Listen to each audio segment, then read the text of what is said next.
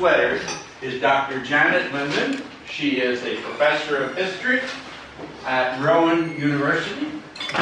Her specialty, from what she and I have spoken about, is colonial and Revolutionary War history and a little bit after that.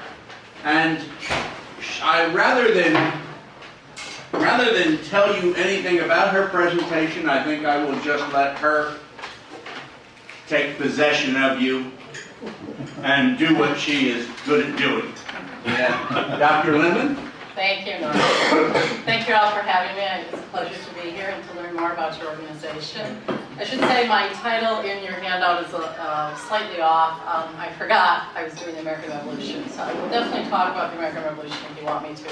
I gave a talk a couple of years ago at the David Library in Pennsylvania about religion in the Revolutionary period, and particularly the response by Baptists, Methodists, Presbyterians to the war, which is slightly different than what most people think. Baptists were actually quite reluctant to join the war initially, and approached it from a moral viewpoint in terms of why they should be involved or not. So I can go into that, but what I want to do today is talk more based on my book, and one of the major points of my book is this idea of what's called lived religion, and I'll explain that in a minute.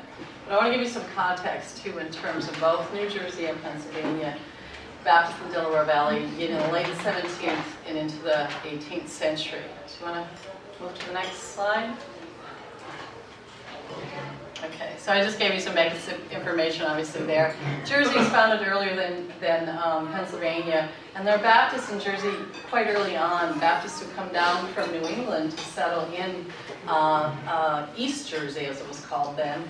But they don't really form into congregations until the 1680s when Baptists show up in Pennsylvania, when William Penn founds his, or takes over the land, the king gets him and founds his new colony. So I just gave you an idea there of the religious diversity of the early colonies on both sides of the river here. Obviously, Pennsylvania is known for its religious tolerance in this time period. And so you see the great variety of different, mostly Protestant groups that were present in the colony by the early 18th century. But East and West Jersey also had a variety of Protestant groups which grew into the 18th century as well. Next. Of course, as you know, William Penn founded his colony to provide a refuge for English Quakers. William Penn himself was born an Anglican, but converted to the Quaker faith in his youth. And because the English Quakers had been persecuted by the state in England, he wanted to basically provide this refuge for them. So when he wrote his frame of government, he included religious toleration as part of the deal. But he also encouraged religious minorities from German states, such as Lutherans, German Reformed, Dunkers, etc., to come to his colony, partly because he wanted them to populate it, but with the promise of religious toleration. But the important thing to note here, of course, is religious toleration in the 17th, 18th century does not mean religious freedom the way we understand it. Because just because you tolerate a religion doesn't mean you actually are able to celebrate or worship the way you want to in the 17th and 18th century. And this idea of religious tolerance was very new in the 17th century. Though the English had fought wars over religion as much as people on the continent had in the earlier period. So this whole idea that different religious groups would actually coexist peacefully was quite a new idea, and one thing that Penn, in a sense, wanted to do in his theory of government, though he didn't spend much time in Pennsylvania, was try to ensure religious tolerance. The problem was the people who lived in Pennsylvania, these various Protestant groups, had to kind of figure out how they're going to live together. Next. So religious toleration does not always translate into peaceful coexistence among different religious groups. And what I found in my work is denominations tend to compete with one another for followers. Now part of this is because in the early period of white settlement in places like Pennsylvania and New Jersey, these are small communities. And if there are two kind of competing congregations in a small town, one Presbyterian, one Methodist or Baptist, they, in a sense, are competing for the same followers and potential members. And what happens in some cases, and this does occur in Pennsylvania, is you get some spiritual melding that takes place. Two groups that kind of come together. But this is problematic for a denomination because it can endanger your identity as a congregation as much as your integrity as a congregation. Thanks. So I'll talk a little about Baptists in the Delaware Valley. Now, in terms of Pennsylvania, the first Baptist church was founded in 1684, soon after white settlement, at Cold Spring in Bucks County. And then in 1687, you get the Pennypack Church, as it was called, which is in Lower Dublin Township, which is right outside the city. Eventually, the Cold Spring Church merged with the Pennypack Church, and Pennypack becomes kind of the church in Pennsylvania, or I should say southeastern Pennsylvania, in the early 18th century. And eventually a chapter of this church, branch of this church, would be founded in Philadelphia and become a separate church in the mid-18th century. Then on the New Jersey side, as I said, New Jersey Baptists don't really form churches until the 1680s, so you get the Milton Church in Monmouth County, the Piscataway in Middlesex, and then a year later the Cohansey Church in Cumberland County. One interesting thing that happens in Pennsylvania and New Jersey because of religious toleration is you get rapid denominationalism, meaning they're able to engender the growth of their congregations because of this environment of religious toleration. So one thing that happens in Pennsylvania, which is part related to the New Jersey churches as well, in 1707 you get the founding of the Philadelphia Baptist Association. And what's important about this is the first Baptist association founded in British North America, really quite early. Now the Presbyterians and the Quakers do the same thing. So Pennsylvania, Philadelphia, becomes very important in terms of the denominational growth of Protestant groups by the 18th century.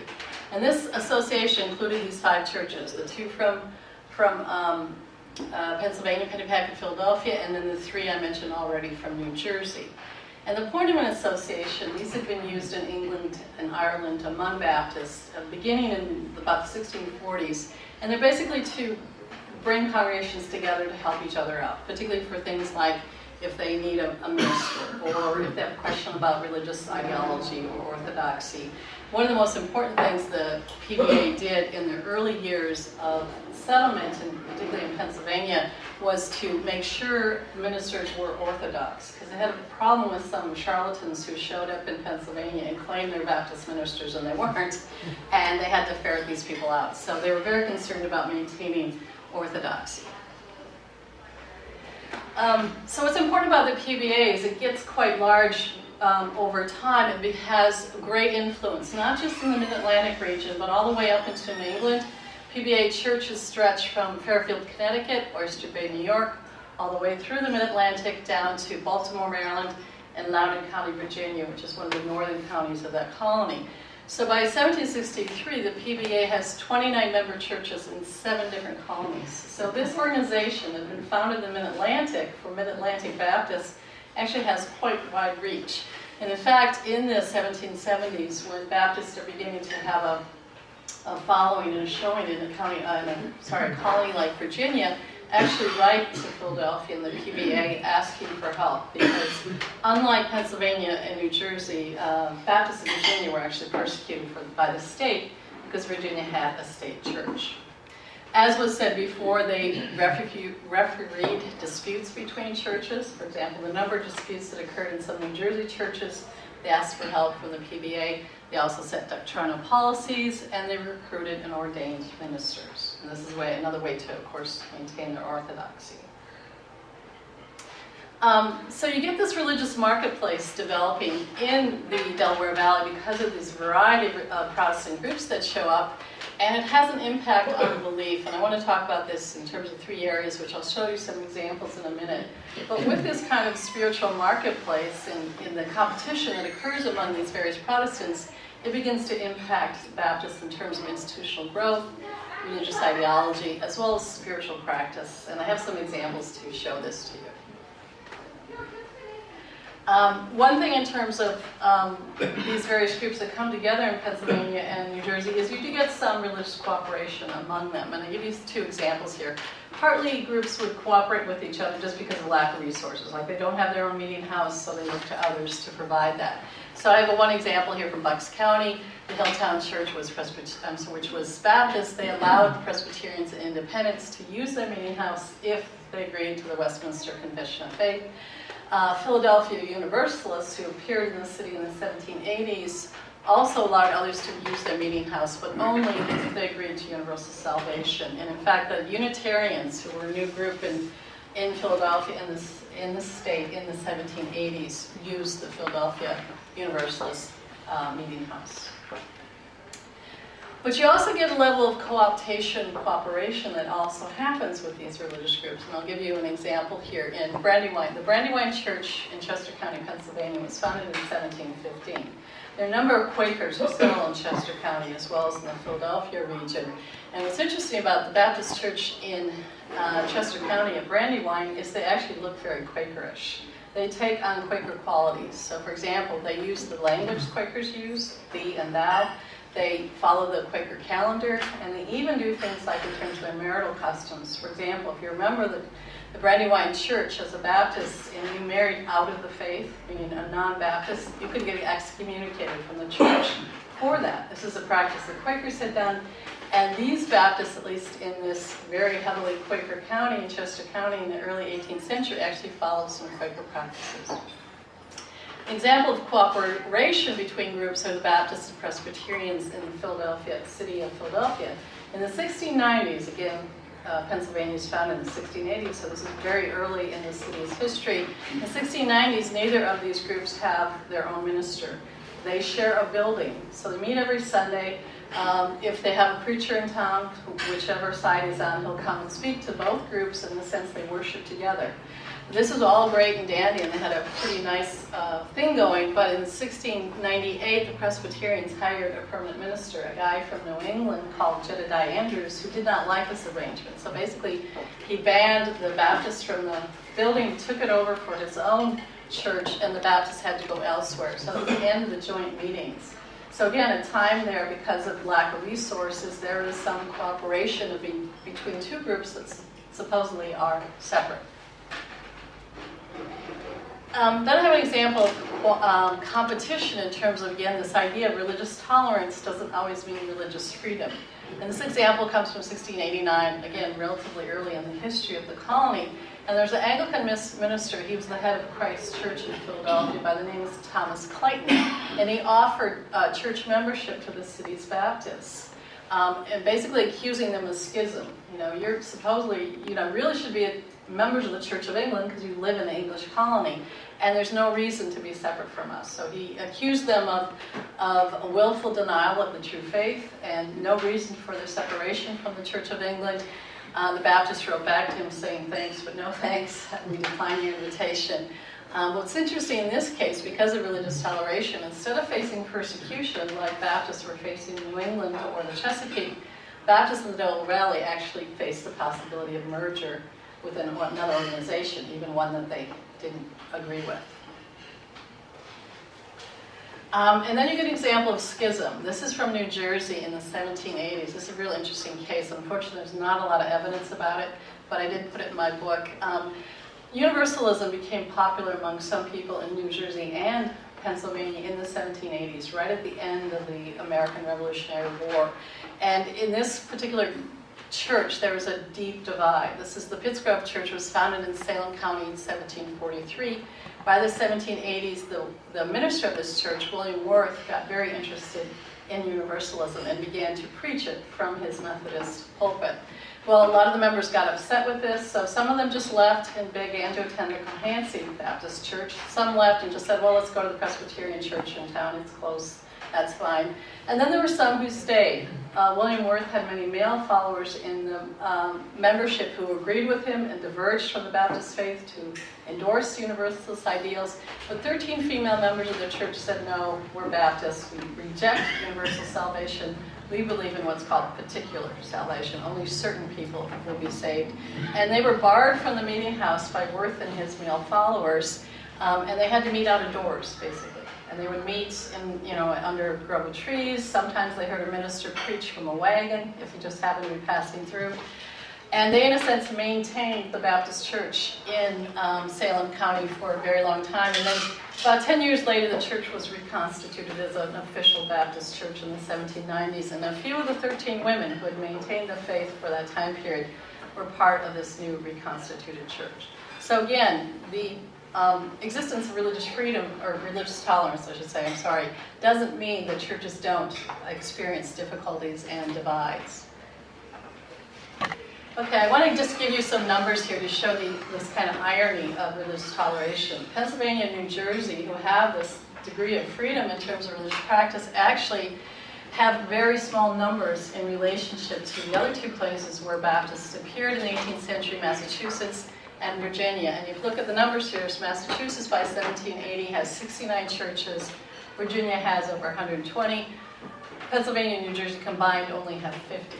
And in terms of numbers, of course, Massachusetts has almost 4,000, Virginia has over 6,000, Pennsylvania and New Jersey only has about 2,000. So this kind of ironic position in this colonies that allow religious toleration, and yet it doesn't reflect in terms of numbers. And it may be in these two places where Baptists were persecuted, people more likely to fight for their faith in terms of helping to spread it and gain new converts. Okay, now I want to talk about this piece I mentioned in the beginning, this idea of lived religion, and what one Baptist minister from Philadelphia, a man named Morgan Edwards, called putting on Christianity. This is one major kind of argument in my book, this idea that what's interesting to me, lived religion means what did people actually do in terms of their faith? How do you go about maintaining your faith? What does it mean on a day-to-day basis? Because a lot of the religious history that's done often looks at things like ideology. What do people believe? What's the difference between a Presbyterian and a Methodist versus a Dunker versus a Shaker versus a Quaker Universalist? You know, their theologies are all different, and there's meaningful differences there, but I was interested in what people do. So I'm going to go to the next slide. So, as I said, I'm really interested in not just what people believe, but how they sustain their faith. And the Baptists are a good case study for this because of these reasons I've listed here. First of all, they endorsed what was called heart religion. This is the 18th century term to basically describe what we would call an evangelical faith. Meaning heart religion is, it's not just something you think about in your head, you know, you rationally decide this is what I believe, but rather you feel it. That it's a physical experience to become a converted Christian. The other important thing about Baptists is they practice several different church rites. So this is another way to look at kind of practical spirituality, meaning what do people do to sustain their faith. And the other interesting thing about Baptists is they discipline their members. Most people don't know this today, but Baptists actually excommunicated people for misconduct. If you didn't live a pious life, it didn't matter what you believed. If you didn't behave correctly, you could be shut out of the church. So they really engage in this idea of active spirituality. And I gave you some examples there of what this heart religion means. What are the attributes of evangelical conversion in this time period? Now, people use this phrase evangelical in the 17th and 18th centuries, but basically what it just means to them is evangelical is a Christ-centered faith. It doesn't mean anything beyond what we kind of lay onto it today. And it had all these different attributes that are very important. As I said, it's not just enough to believe something in a rational sense in terms of do you believe Christ is your Savior, but you have to have an emotional response to your experience. It also has to be visceral, meaning you have to experience it in a very physical sense. It also is extremely traumatic. People who go through conversion often find themselves not being able to eat, not being able to sleep, fearing for their sanity, just really having almost a mental breakdown before they experience saving grace. It's also can be very lengthy. There's one example in my book, of a man who went more than 2 years before he was converted, going back and forth in terms of going to meeting and fearing for his damn state, thinking he believes but not sure if he believes. And this could go on for months, if not years. The other important thing about these conversions is they're transformative in terms of people. And this is this idea of body, which I get into in my book. And I will talk about more if you're interested, but that you would become a new person, right? You have a new body, you have a new outlook, you have a new way of interacting in the world. And that's kind of evidence that you truly have been converted. The other important thing about these conversions is they have to be public. Thank you very much. Meaning, Baptists, like other evangelicals, often held their meetings outside and often had a lot of non-members there. Sometimes it was people who were generally interested, but sometimes the people just show up to heckle, to make fun of the minister, to razz him and cause trouble. The other important thing, of course, it has to be personal. I mean, you have to be able to tell a very compelling personal story about your conversion and how it happened. And if it's not convincing, it's not authentic, you can be turned down from church membership. And that's the communal part. It's not enough that you've had this kind of individual experience that has changed your outlook on life, but it has to be tested to by the community, meaning the other church members have to see it and be convinced by it, and then they, of course, will allow you to join the church if it's authentic. Okay, I just listed there some of the various 9 rituals the Baptists used in the 18th century, and I can talk about them more in detail. Obviously, you know what the first 2 are. The right hand of fellowship is something that was done often when a member came into the church after their baptism, and you would give them the right hand of fellowship as kind of acknowledgement that they are now one of your group. Laying on of hands was used sometimes in membership, depending on the church, often used when a minister was ordained. The love feast was something that actually Mennonites used, but also Methodists used, and Baptists in some places used. A love feast is when a group of people get together at someone's house, they have a meal, they may have something to drink, and they sit around and basically talk about their conversion with each other, kind of retell the story. And it's meant as a way to try to affirm their faith, again, this idea of sustaining their beliefs and helping to bolster each other in terms of their belief. The kiss of charity is this idea, which some churches in some parts of the U.S. still practice, this idea that men would kiss men and women would kiss women on the cheek as a sign of, it's kind of like the peace. If you go to church and you do the peace with your fellow members, it's kind of the same idea. And then fellowshipping of children was done because, of course, Baptists believe in adult baptism. They are adamantly against infant baptism. So this idea was kind of dry christening as a way to kind of welcome children in the church before they go through their conversion and hopefully are baptized into the church. Anointing the sick with oil is a type of faith healing. Okay, I want to talk about the baptismal rite, which is obviously most important to Baptists. That's why they're called Baptists. And the requirements for baptism, of course, is you have to be an adult. Now, there are teenagers who go through the Baptist ritual, but they don't baptize children. You know, you have to, in a sense, be conscious. You have to be rational and have an adult status to some degree to fully be aware of what you're going through. And then what's most important, of course, to Baptists is full immersion, which means you have to live near a river, a lake, an ocean. You have to be somewhere close to water so you can fully immerse people. The results of baptism, of course, is you become a church member, but you also get to practice the other church rites. Only people who are members can go to communion. Only people who are members can do all those other rites I mentioned before. And that means, as a church member, you have certain responsibilities, such as calling a new minister or figuring out who you want to hire if you're having trouble with the minister you have. I have a picture here from my book. This is from a book that was done by Morgan Edwards, that minister I mentioned before. He was the minister of the Philadelphia Baptist Church, and he wrote this book called The Materials Toward a History of Baptists in Pennsylvania. He actually did one for New Jersey as well. He went around to actually every colony gathering information on Baptists, but he only was able to publish the 2 books on Philadelphia and Pennsylvania. Pennsylvania and New Jersey. And this is a picture of the Schuylkill River, and you see the minister in the water with the convert being baptized, and in the back you see the minister preaching. It's kind of hard to see, but this is a group of congregants listening to the minister. Many of them, of course, are women, because many Protestant churches were heavily feminized, meaning the majority of the membership was female. Another interesting thing in this picture is this little house. You see all the horses and carriages of the congregants, but this little house is a house that was used for people who were baptized. You would go in there and change your clothes because, of course, if you're drenching wet, you don't want to go into church after that way. In some churches as well, they often had special clothing you would wear, white clothing, to be dipped in the river by the minister.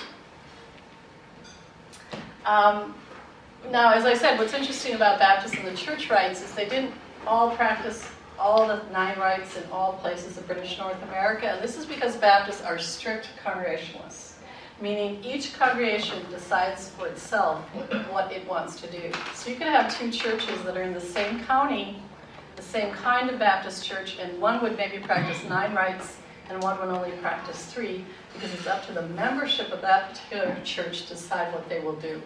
But as I said here, the most common are those three: baptism, communion, the right kind of fellowship. And then these others, you see some regional differences based on colony. So for example, the evidence I found for anointing the sick with oil only came from 3 colonies. Doesn't mean it didn't happen everywhere, but I couldn't find evidence in anywhere except these 3 colonies. And then I want to talk a little bit about this idea again of maintaining one's faith. Baptists actually had this phrase called holy walking in conversation.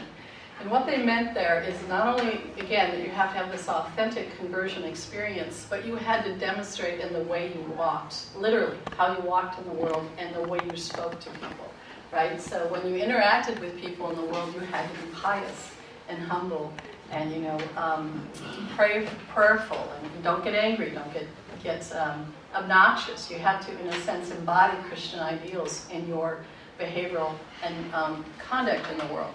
But you also maintain your faith through things like household worship. You have to worship with your family on a regular basis. You have to engage in private prayer, hopefully on a daily basis. You have to attend church. You have to take part in rituals.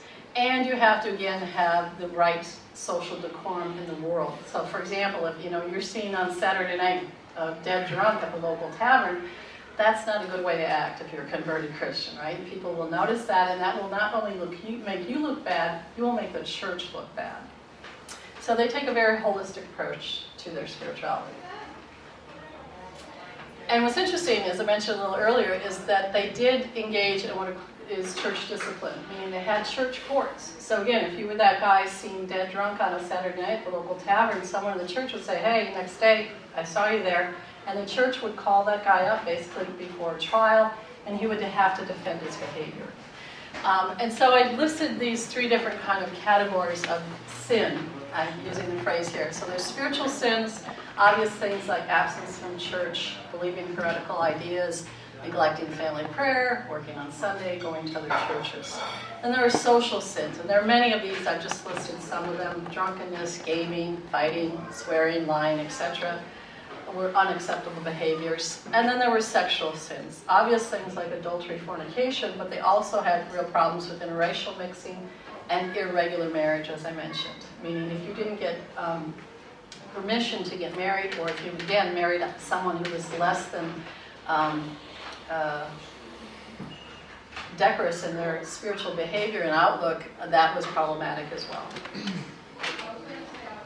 Okay, then I just have some interesting evidence here in my book of racial and gender differences in accusations and punishment in the churches. Now, again, the church records are very difficult to work with, and they're very different depending on what county, what colony you're in.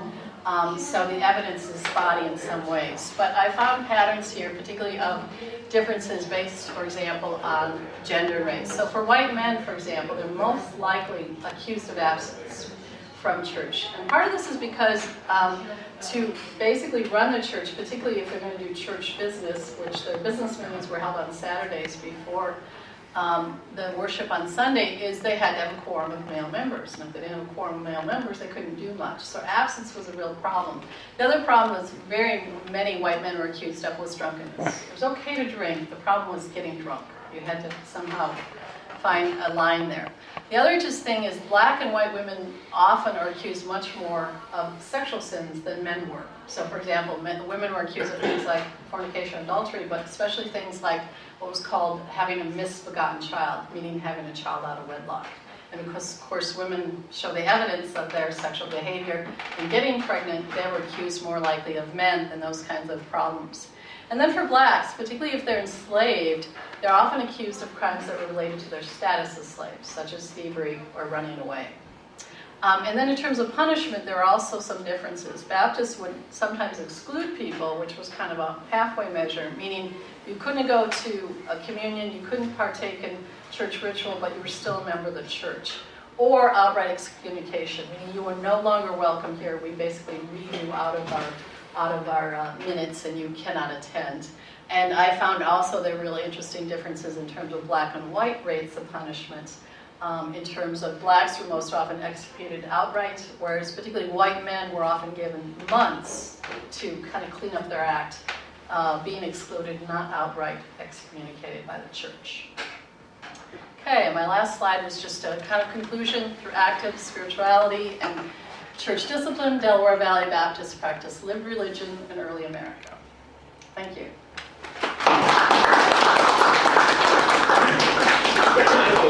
I'll start with a question. I asked this question before, but I thought the answer was interesting. It was a different answer than I expected.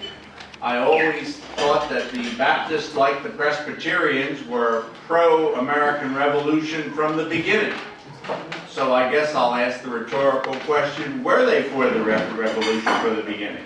No, not initially, as I said. It's, it's hard to generalize because depending on what colony you're in, the response was different. And part of that was because of the colonial politics of what was going on in a colony, for example, like Pennsylvania, had an impact on the way people went in terms of the revolution. So, for example, in Pennsylvania, Philadelphia dominated colonial politics in an overwhelming sense. So the Quakers, particularly, even though they kind of gotten out of politics by the 1760s, they still had huge power. And there's actually something called the Quaker Party in the Pennsylvania legislature in the 18th century.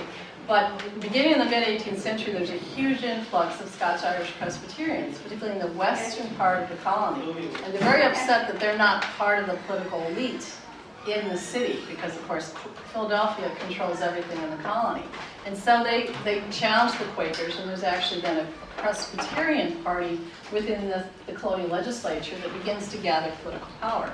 So when the revolution breaks out, these political differences within the colony play into where people come out in terms of the revolution, if they're for it, against it, or they want to remain neutral. So we know the Quakers, for example, because of their pacifism, tend to remain neutral. But Baptists, too, initially wanted really nothing to do with the war because they felt this is a worldly event, right? We're supposed to be of the world, but not in the world. We're not supposed to get involved in worldly activity, and that's what this is. So they tried to remain out of it for a while. But there were ministers. There's one in particular from Massachusetts, a guy named Hezekiah Smith. His Baptist minister, he actually had relations and friends in New Jersey and Pennsylvania, spent some time down here, and he gave a sermon to a group of revolutionary soldiers in which he said basically Baptists need to think about this war from a moral viewpoint. Is this a moral war? You need to rationally think this out. And if you do believe it's a moral war, then you have a right, in a sense, an obligation to go and fight this war. But you need to have that discussion with yourself before you just go off and run off and want to kill a bunch of British soldiers. So it's interesting, they wanted to take a spiritual approach to war. And is this a just war or not? If you believe it's a just war, then yes, you should participate. If you don't, you won't. And I do have examples of ministers, for example, two from New Jersey. One who did enlist initially, but got out of it after a year because it just wasn't for him, and he wanted to make sure he maintained his ministry. He actually traveled up and down New Jersey, filling in for some of the New Jersey churches that lost their ministers because of the war, and basically stayed out of it. But there's another example of another minister, John Ghana, who was from New Jersey, and he went into the war when it first began, and he stayed in for many, many years, basically to the end of the war, because he felt, as he said, an obligation. Even though he was a minister, he felt an obligation to the state to serve the state. And when that was over, he would go back and serve his church. So again, it's an individual decision by these men. But what's interesting is they don't outright all run into the streets and want to enlist because of this war against the British. Now, it's real easy in retrospect for us to think that everyone was for the American Revolution when we know that's not true. A lot of people stayed with England, and a lot of people tried to remain neutral and said, I don't want to be part of this. And there is a segment of Americans who stayed that way. So it's hard to remember that the American Revolution was actually a civil war. Some Americans were on one side, some Americans were on the other side, and they were deeply divided over which way to go. Are there any